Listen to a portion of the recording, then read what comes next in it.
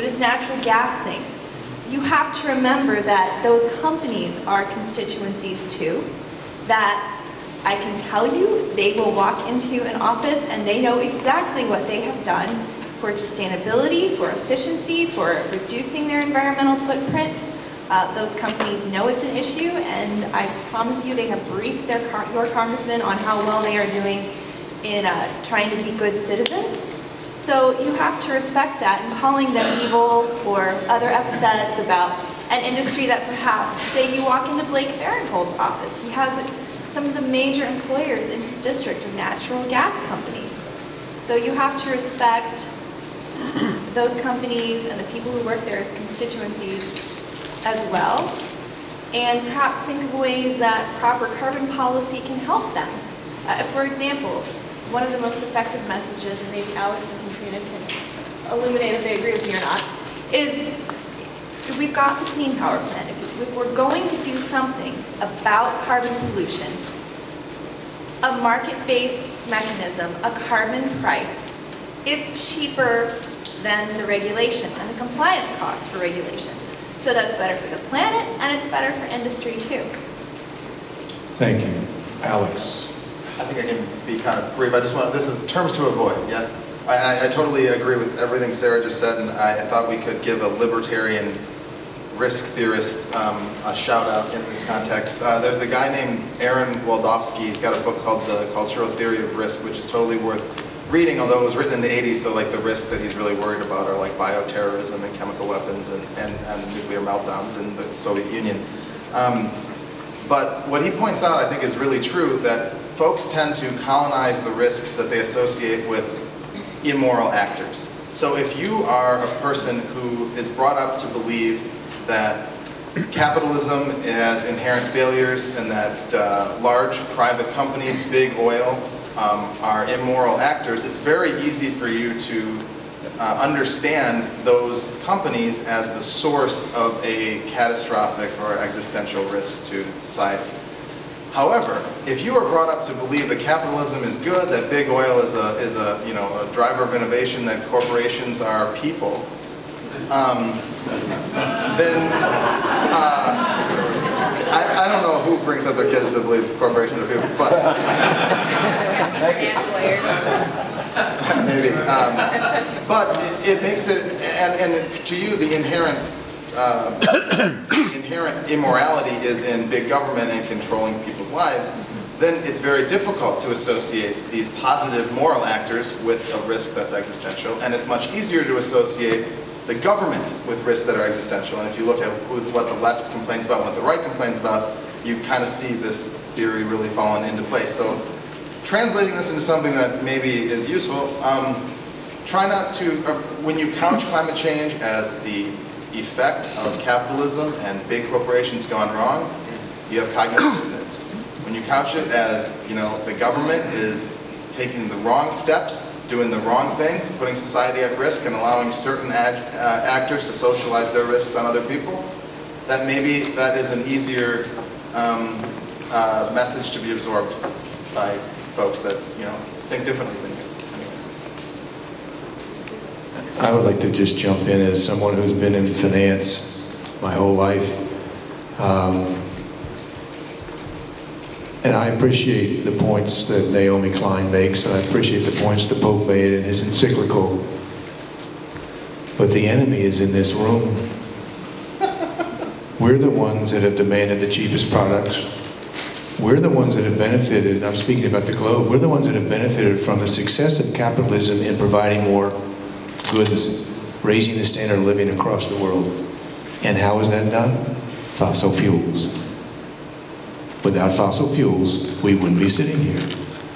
So we can get angry at the government, or we can get angry at the companies, but who we get angry with, I think, or not angry, but the ones we need to really understand, own this problem, are the guys that can solve it, which is us.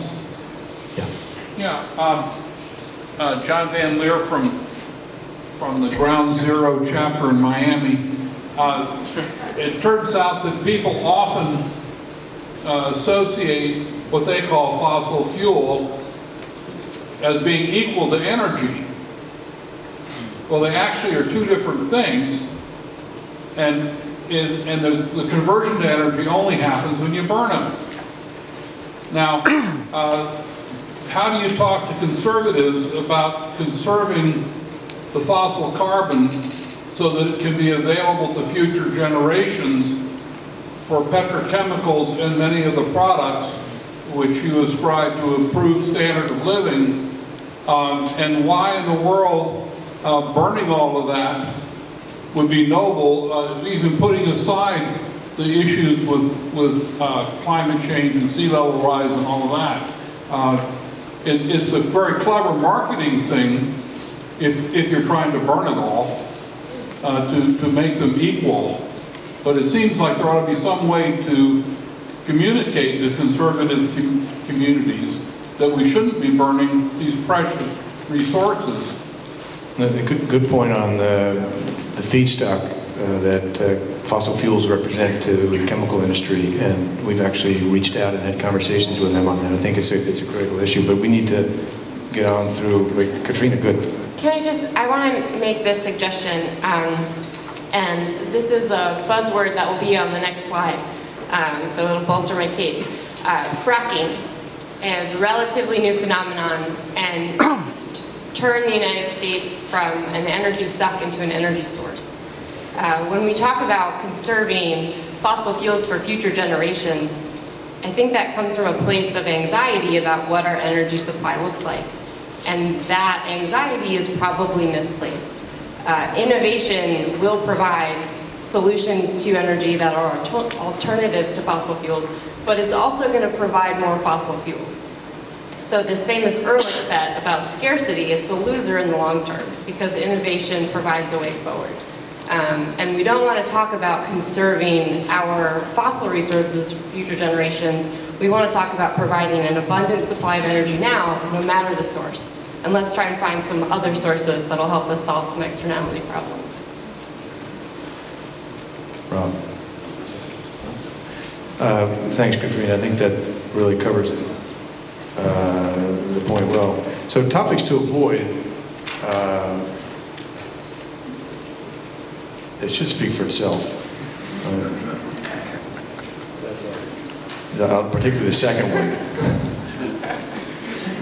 But the other ones, well, fracking, and my wife, I love the way Mark uses his wife to remind him of things. Mine does too. And I've been with CCL for 2 years, 2.5, 3 years maybe, and she is absolutely possessed by fracking and methane. Why don't you do something about that? Why don't you do something about that? I said, good. I used Mark on her. You see, good idea, honey. Why don't you? We focus on one thing, and I'm glad we do. Any comments from the panel on this slide? I'll chime in. I was born on Earth Day. I'm a climate change activist, and I love hydraulic fracturing. And I guarantee you, Ted Cruz's Energy LA loves hydraulic fracturing even more than I do. I know because I talked to him about it.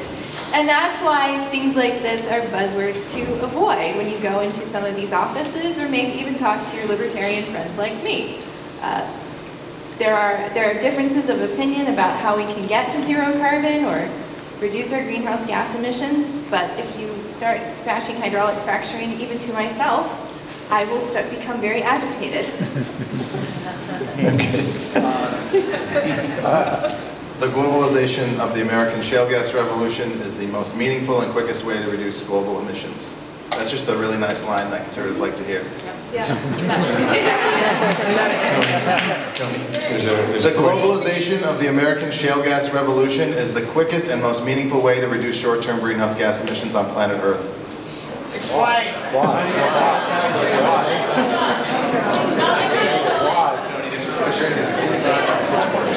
Let him answer the why question. Yeah, why? I think she's the why. That why question is it's really important, and I think it's one that's pretty difficult to appreciate. There are billions of people in planet Earth who don't have access to a reliable source of power. They want access to a reliable source of power. Do you know what is everywhere? Dirty coal. You can find it anywhere. Dig a hole in the ground and you're going to find something to burn. You know what's better than dirty coal? American natural gas. We're the best at pulling it out of the ground. It's cleaner than coal is. And if we want to provide power to people who don't have it, let's start there. Let's not allow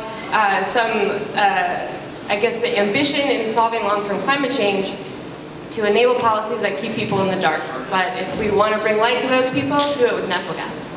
Thank you. There's a question in the back there. I see a lot of questions, Grant. I'm sure some of these questions are about how fracking is actually not good for the climate. Keep your hand up if that's one of your questions about. Okay. So that, I think it's a perfectly defensible position, and I'm not whatever scientist studies how much methane is leaking out of the wells. And I've seen the studies that say 1% to 10% and that the EPA is wrong and all this stuff. But let's just consider it this way, not a question of greenhouse gas accounting. Think of it as, how hard is it for a conservative, an elected conservative, to go from, it's a hoax, I'm not a scientist, it's probably real, we should probably do something about it, to it's real, we should do something about it definitely, to here's my proposed solution. Okay, that's a long turnaround that takes a little time. Okay, we've gotten most of the people over the I'm not a scientist camp, and now a bunch of folks are moving over to it's real, I'm not sure if we should do it camp.